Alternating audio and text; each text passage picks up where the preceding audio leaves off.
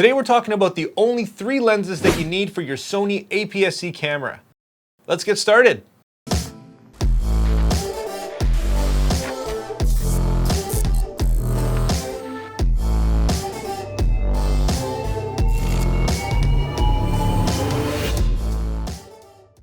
Welcome back, my friends, and yes, we're talking about the only 3 lenses that you need for your Sony APS-C camera. And that statement's a little bit crazy because if you're like me, you love lenses in general, you like to collect them and try different ones all the time. So I just thought I'd make a video that covers a huge focal range and a lot of different aspects of photography. These 3 lenses are gonna let you pretty much cover everything that you're gonna wanna shoot. And these are lenses that I can personally vouch for. I reviewed in detail. And this video is not going to be a full in-depth review on any of these, more like a brief overview. If you do want to see a more in-depth review on any of these lenses, check out my video on each. And having said that, guys, if you haven't seen one of my videos before, my name's Stefan Malloch. I do a lot of photography and filmmaking news reviews and tutorials. So if you do enjoy this content, if you like this video, consider hitting that like and subscribe button. Okay, so with that out of the way, let's dive in and check them out. Number 1 is an ultra-wide lens that's been around for a while. It's the Sony 10-18 f4, and don't let this lens's size and weight fool you. Although it's tiny and does weigh pretty much nothing, it's a fantastic performer. It's got great features like image stabilization, it's fairly sharp for what it is, and it's compact and light enough to take anywhere. At around $850 US, it's not a cheap lens, but I'd say for the money it's absolutely worth it.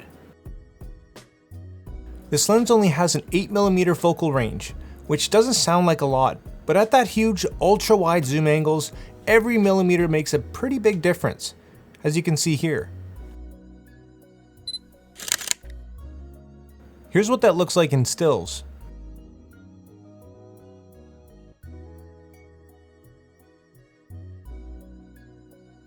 It's going to be great for things like real estate or interior shots, landscapes, or when you really want to add a big distortion look to your photos. I must say that I do enjoy almost everything to do with this lens. You could almost forget about it around your neck because it's so small and so light, and that partnered with being such an ultra-wide lens, it's just got a lot of character and it's a great storytelling lens. I think every photographer should have an ultra-wide lens. They're just fun to use. And like always, here are my personal pros and cons for this lens that you'll find in my full in-depth review of everything that I review.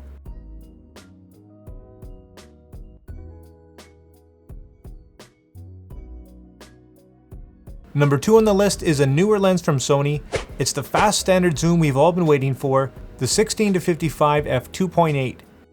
And although extremely expensive, it does have the performance to back it up. Utilizing Sony's linear focus motors, its amazing autofocus is fast and silent. And its fast 2.8 is great for low light situations. Autofocus in stills was even better in my experience. Human and animal eye autofocus working flawlessly.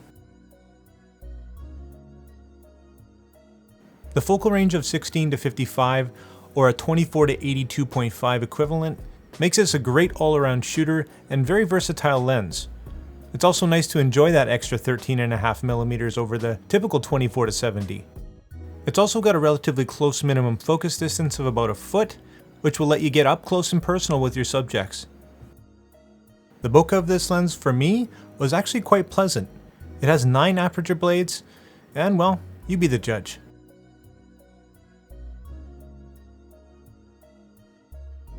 When you pick it up, it feels very good. It's got a little bit of weight to it, and it's probably one of the better made G-series APS-C lenses.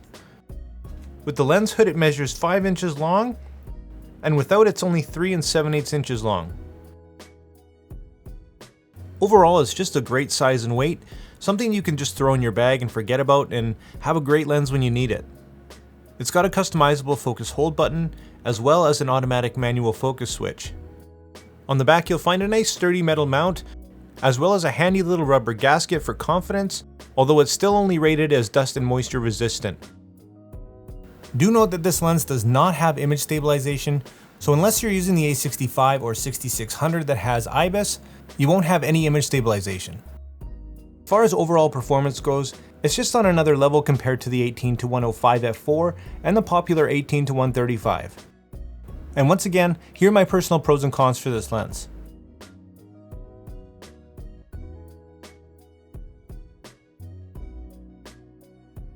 And last but definitely not least, it's the newer 70-350 f4.5 to 6.3 GOSS, one of Sony's newer telephoto lenses for crop sensor cameras, and at only $900, this thing is an absolute beast.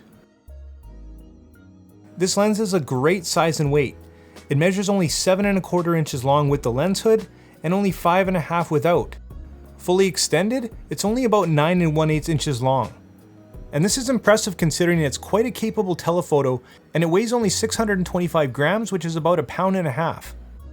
It is a plastic or composite build, but altogether feels pretty well put together, similar to the newer 16-55 f2.8. So how's the autofocus with this lens?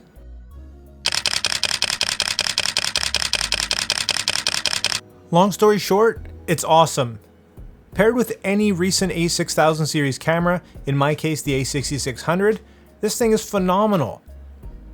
I average in the 90% for hit rate, regardless of what I'm doing, whether it's sports or wildlife.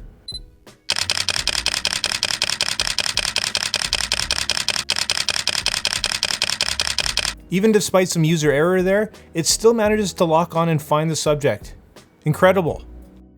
And keep in mind this is a 105 to 525mm equivalent in full frame, and here it is next to my a7 III with my 100-400 G Master.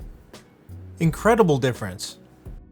It's also got a great minimum focus distance, which, although it's variable, does allow you for some really creative and macro-like shots. Okay, so it's not the fastest lens, but what about sharpness? Well, it's actually a lot sharper than it has any business being. Value for money, I think this is one of the best telephoto lenses that you can buy for Sony.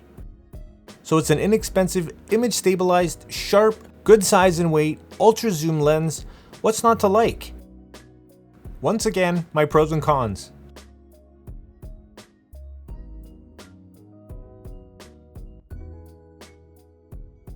So at the end of the day, everybody's going to have different needs and shooting styles, and you're going to have to decide which one's going to work best for you. These lenses are great for all-around use and are going to be tailored to more of a beginner to intermediate shooter.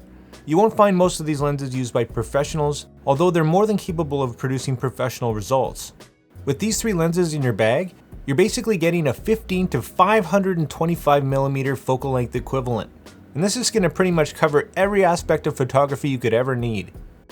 If I could go back and do it all over again, and these options were available to me, I might start somewhere around here. And that's going to be pretty much it, guys. I hope you liked this video and I hope it helped you out. If it did, consider hitting that like and subscribe button. Drop your questions and comments down below. If you want to see any more information on these lenses specifically in detail, check out my full in-depth review on any of them. I have one for each. And if you want to pick one of these lenses up, if you're ready to buy one, I'll throw affiliate links in the description for you as well.